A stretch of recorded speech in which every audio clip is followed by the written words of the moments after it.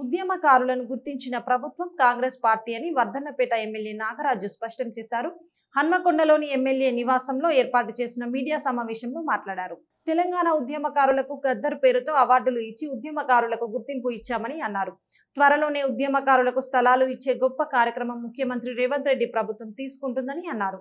మొహం ఎక్కడ పెట్టుకోవాలన్నా తెలియక మళ్ళా ప్రగల్భాలు ఉత్తమ కుమారునిలాగా మళ్ళీ ప్రగల్భాలు కొడుతున్నాడు. మరి ఉద్యమకారుల ఉసురు పోసుకున్న వీళ్ళు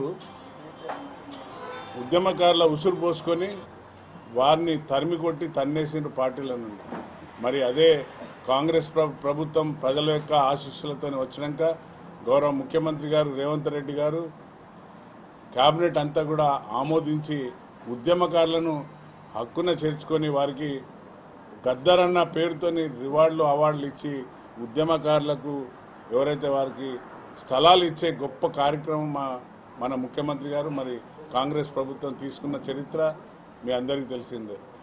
మరి ఇప్పుడు మీరు బిడ్డ ఎన్ని పొర్లు దండాలు పెట్టినా కూడా మీరు కాళ్ళు మొక్కినా కూడా ఎవరికి పోయి కడుపులో తలకాయ పెట్టినా కూడా ఎవరు కూడా తెలంగాణ ప్రజలు ఎవరు నమ్మరు బిడ్డ నిన్ను. ఎందుకంటే తెలంగాణ ప్రజలు కర్రు కాల్చి వాత పెడితే మీ అందరికీ తెలుసు. మన కాళోజీ నారాయణ గారు దిగవంత మహానుభావుడు గొప్ప కవి అన్నాడు, మనోడైతే ఇక్కడనే పాతి పెడతామన్నాడు, అదే పరాయుడైతే మన పొలిమేళ్ళ వరకు తరిమి కొడతా అన్నాడు. మరి మిమ్మల్ని పాతి పెట్టిన బిడ్డ ఈరోజు బీఆర్ఎస్ను మళ్ళీ నువ్వు బీఆర్ఎస్ను టీఆర్ఎస్గా మాస్తా అంటున్నావు, కానీ ప్రజలు ఎవరు మిమ్మల్ని నమ్మరు. మరి మీరు దోసుకున్న ధనం తెలంగాణ ప్రజల ఉసురు పోసుకొని వారు ఎంతోమంది త్యాగాలతోని తెచ్చిన తెలంగాణను మీరు ఏ విధంగా భ్రష్టు పట్టించిండ్రో ప్రజలు గమనించే మీకు కర్ర కాల్చి వాత పెట్టిన సంగతి తెలుసు మీ అందరికీ. మళ్ళీ ఈరోజు మళ్ళా మేమే గొప్ప నాయకులం, మరి తెలంగాణకు అంబాసిడర్లం అనే డైలాగులతో ముందుకు వస్తున్నాడు.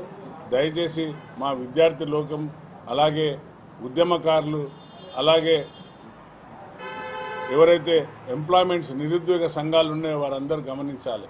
మరి నిరుద్యోగ సంఘాలు అప్పుడు ఎంతైతే రోడ్ల మీద దండాలు పెట్టి ఎన్నో ధర్నాలు చేసినా కూడా ఉద్యోగాలు ఇవ్వలేని మూర్ఖ ప్రభుత్వం ఈరోజు తెలంగాణ ప్రభుత్వం వచ్చినాక 60,000 పైచిలకు కాంగ్రెస్ ప్రభుత్వం మన పిల్లలను మన బిడ్డలను ఆదుకున్న చరిత్ర కాంగ్రెస్ పార్టీది.